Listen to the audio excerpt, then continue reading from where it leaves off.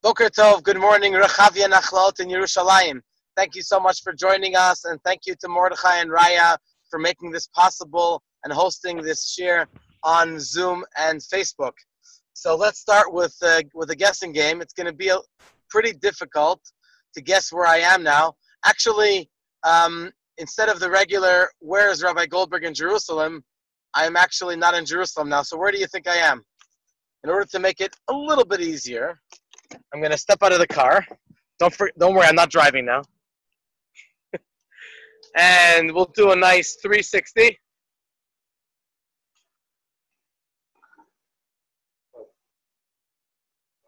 Okay. Now you have 3 guesses.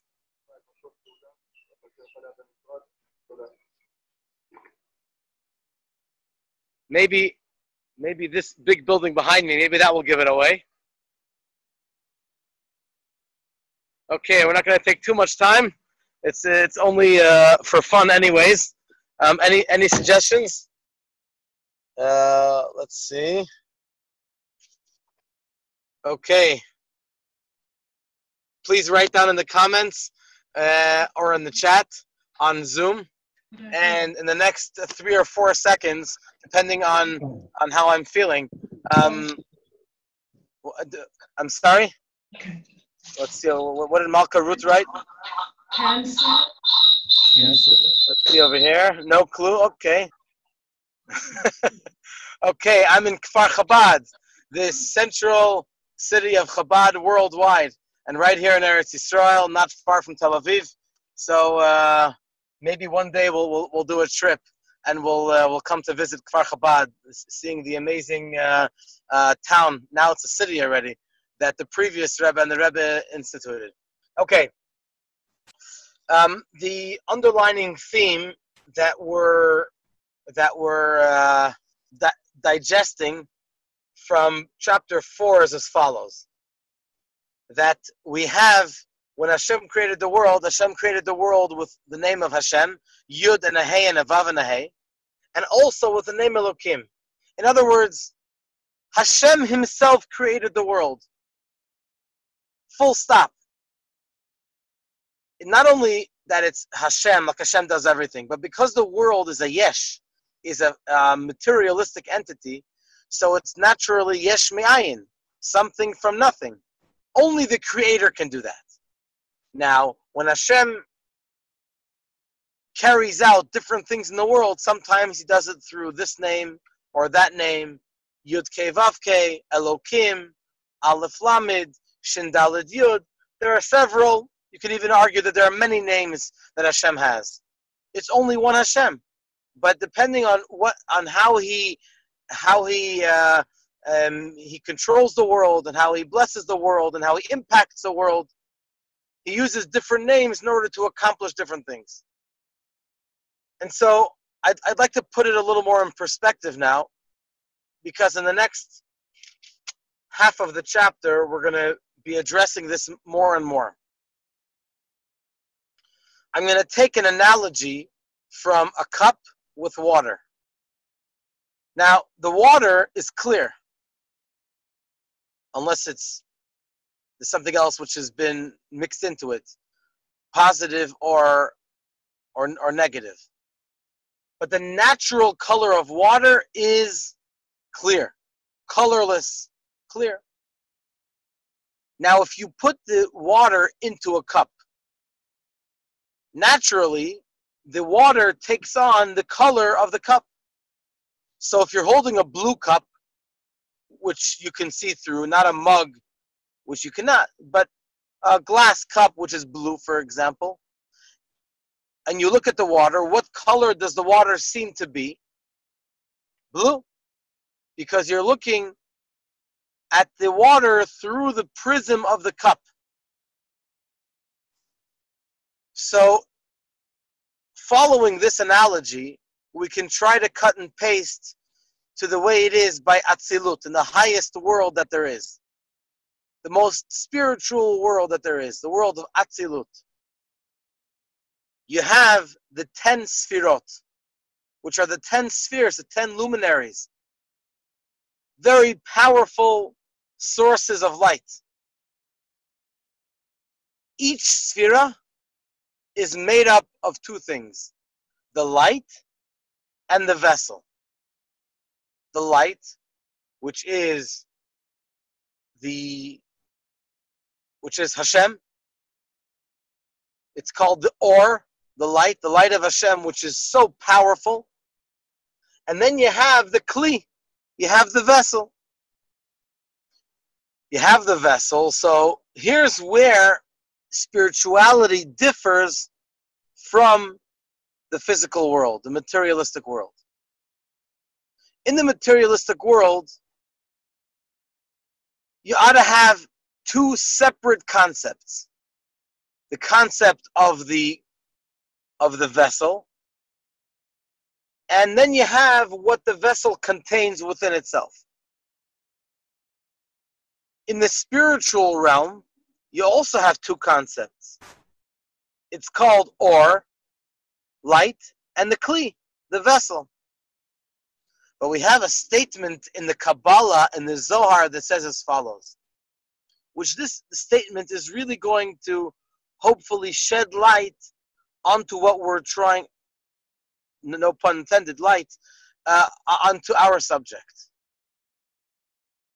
I wish I was able to write it in the chat. I don't know if I have. You know what? I'm gonna try to do that. Let me try to write it. I'm gonna do it in the Hebrew, and then we'll translate into English. Chat. Here we go. Okay, I'm writing it in Hebrew. Ihu v'chayohi chad, comma, ihu v'garmohi chad. I believe the video was just paused. I don't know if you were able to hear me, but as I wrote in the chat, you can. As I was typing it in Hebrew, I said what I was typing. So now, if you can see the chat, I'm not sure if those of us on Facebook are able to see the chat from Zoom. So for your benefit, I'm gonna say it again, and I'm gonna explain. Ihu, this is Aramaic. Aramaic is similar to Hebrew, and it obviously has Aleph Bet as well. So first I'll translate it phonetically, and then I'll explain. Ihu, he, which refers to HaShem, he, with capital H. The Chayohi, and his life, which is light, the life, the energy, Chad, is one, like Echad. So, in other words, before I go to the second half, he and his life, his light, are one. Let's go to the second half now. Ihu, in English it's he, with a capital H. The Garmohi, which literally means, and his clothes, which for all practical purposes, it means the vessels, as we said, just one second please.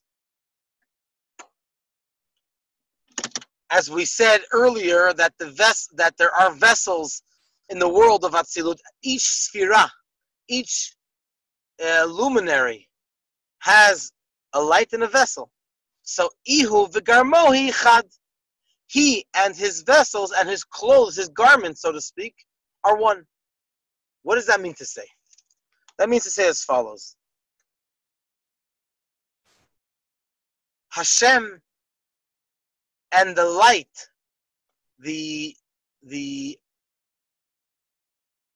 try to find the right words. HaShem and the light which comes from him are one. In other words, if we're able to bring an example from the sun and the sun ray, like we talked about at the beginning of the chapter, you cannot separate between you cannot separate between the sun and the sun ray.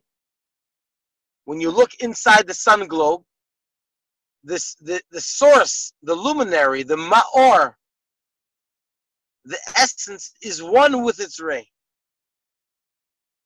So too, when it comes to Chayohi, the life of the world, which is the light that HaShem has, light of HaShem, or the light of HaShem, is Chad, is one. You cannot separate between the light of Hashem and Hashem himself. So too, on a similar note, when it comes to garmohi, when it comes to the garments, interesting, the garmohi, garments, is a similar word. Look, we have many times in different languages that there are similar words that have a similar basis. So that's very interesting. I just realized that now, which is a very interesting idea. So Ihu, Hashem, the garmohi, he and his garments, chad, are like echad, one. Similar word, chad and echad are one. So this is going to be a little bit harder to explain because I myself don't really understand it, because I'm a human being. It's impossible for a human being to understand this well. But I can still share with you the facts. I can still share with you the truth. That Hashem and his kelim, his garments, the vessels, are also one. It's easier for us to understand this concept when it comes to the or, when it comes to the light. Because then when you're talking about light, then it's light is spiritual, and Hashem is spiritual. So Hashem and the light are one. But when it comes to the vessels, when it comes to the garments, which are supposed to contain the or, which are supposed to dilute the or, which are there in order that others can be able to benefit from the light. So you would expect that the kelim, that the garments, are not one with Hashem. Because the reason why the light needs to have a contraction is because the creations and those that are supposed to benefit from the light, by nature, by virtue of the fact that who they are unable to receive the light. So you need to have something else, something outside the light, which can contract it. So for example, if you're sitting in your dining room and the sunlight is very intense, you simply close the curtain, which the curtain is something external from the light, and depending on how thick the curtain is, that's how it's going to protect you from the intensity of the light and the warmth, the heat of the sun. So that's going to be, so to speak, an outside. That's going to be something external, which is going to protect and divide between you, the individual, and the sunlight. But if the curtain is also sunlight, then how is the sunlight going to protect you from the sunlight? That's why it's hard for us to understand how, when we talk about the garments, it's also chad. The second half of the phrase that I typed into the chat. Ihu v'garmohi chad. He and his garments are also one. It's hard to understand that, but that's okay. Let me make it a little bit easier to understand. The reason why it's hard for us to understand this is because we're human beings. So we think of terminologies, even when we learn such refined concepts in the Kabbalah, we think of them, we try to understand them on our terms. But we have to realize that we're talking about Atzilut. In the world of Atzilut, you have Chayohi, which is light, and you have Garmohi, which are the vessels, the quote-unquote garments. If you're talking about in the spiritual realm, and it's not just spiritual, but it's a realm which is the highest spiritual world possible, we could realize that when you're talking about two ideas, two entities within spirituality, one can be the light, the or, and one can be the garment. And they can both be chad. They can both be one with Hashem. Just like we have no concept, no idea of what it means, or of Hashem, we also have no idea of what it means, the garment of Hashem, or the garment of the light of the world of Atzilut. So let's summarize. Let's summarize what's happening over here. What we're basically saying is as follows, and this very fundamental concept that I'm sharing with you now is very important in order to understand what's happening in chapter 4 of Sha'ar, ha-Yichud ve'emunah. When we talk about Hashem creating the world, you can look at it through the or, through the light of Hashem, or, just kidding, or you can look at it from the from the garment, from the perspective of the garment, of the vessel, which is supposed to help us benefit from the light of Hashem. So, true, on one hand, it's Hashem himself who creates the entire world. But on the other hand, we can look at it from the name of Hashem, Yud Kei Vav Kei. We can look at it from the name Elokim. Now remember the name Elokim we learned in the first lesson of chapter 4 is meant to be the Magen, is meant to be the shield. Or as Chanoch shared with me yesterday, that he thinks that the Magen is a filter. However you want to translate the word Magen, it's there in order that we should be able to benefit from the essential name of Hashem, Yud and Hey and Vav and Hey. And so, here's the bottom line. The bottom line is that Hashem himself is the light, and Hashem himself is the garment.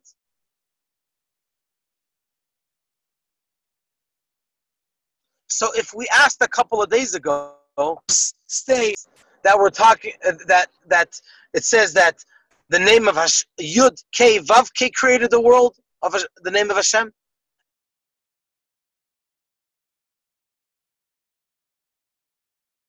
And in another verse it says Elokim. Now understand that when it comes to Hashem and Hashem's names, holy names, and when it comes to Hashem's light, and when it comes to Hashem's quote unquote garments, vessels, it's all one happy family. It's all one unit. The only way that there are different names, or there are different entities, or there are different levels of how Hashem expresses himself to the world, that's only as far as we understand it. But by Hashem, as far as Hashem is concerned, it's all one. It's all one unit. So it's us that has to come to terms and to understand better this name of Hashem, that name of Hashem, how Hashem does this, how Hashem gives prophecy. I'm going off how Hashem does. We have to understand it. But the moment that we understand that it's one Hashem, and this one Hashem decides in his infinite knowledge, in his infinite understanding, Ein Sof, how to carry out this mission, or how to send this angel, it's all one. You cannot differentiate between the two. So, for example, when it comes to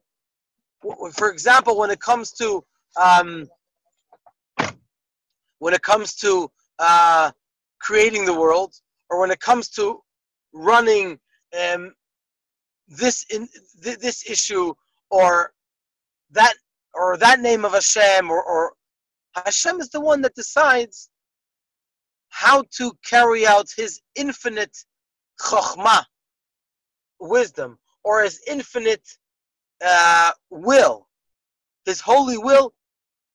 Hashem will decide how to carry that out. Wow, that was really intense. And so hopefully we have a lot of food for thought, and I highly encourage you to watch this lesson another few times today if you have the time, and to try to digest, to try to internalize this concept. Once we understand this concept, we'll realize, I'm just giving it to you in a nutshell now, and hopefully tomorrow and the beginning of next week we'll expand on it. But just in a nutshell, hopefully then we'll be able to understand better that by HaShem it's different than by the sun. By the sun, you have the sun globe, and then you have the ray that goes out of the sun globe. You have two situations. By HaShem, when HaShem creates the world, there is no such scenario as being outside the sun globe. Wherever you are, wherever your car is, wherever your house is, wherever the store is, wherever trees are, whatever it is, you have the source. That's unbelievable. But you can ask a question. But what do you mean? How could the source be here? Look at this physical world. That's because we have that problem. We have to deal with that problem. But that doesn't change the fact. The fact is that HaShem, in His infinite knowledge, decides in Atzilut to have the Sfirot. However He chooses to set them up and to organize them in harmony. And then Bria, and then Yetzirah, all the different holy worlds, and then Asiya, the spiritual Asiya, and then the literal Asiya, and the millions and Ein Sof, billions and trillions of artifacts and worlds and angels and Tzva Mala, Tzva Mata. It's called Hashem's army above in the higher worlds and the Hashem's army down here. It's endless. Hashem, in His infinite knowledge, He's right here in His greatest essence. And every single object in the world cries out, I am part of Hashem. And I am here for a mission to spread Hashem's greatness and Hashem's presence in this world. I think that's an unbelievable parsha of the week based on the teachings of Chassidus and Kabbalah, and an important announcement about Shabbat. This past Shabbat morning, we davened in the parking lot of the Great Synagogue. It was beautiful, and it worked perfectly, Baruch Hashem, and therefore we're going to go back to the regular time, 9 o'clock learning Chassidut, and 9:30 davening, because it's very nicely shaded. There's a beautiful breeze and a wonderful atmosphere. It's not that far from King George Street. I know that now, unfortunately, the virus has been coming back, and there are a number of new limitations in Israel and probably around the world. So if you feel you need to take care of yourself and to stay home, please do that. You'll be joining us spiritually, but we hope that very, very soon, anybody that can join us, if you can, please join us Shabbat morning and whenever you can, and hopefully Hashem will take away this terrible virus in a moment, and we'll be able to go back to the way things have been so wonderfully beforehand, and for many happy years together, our wonderful community. All the best. Have a great day. Shalom, shalom.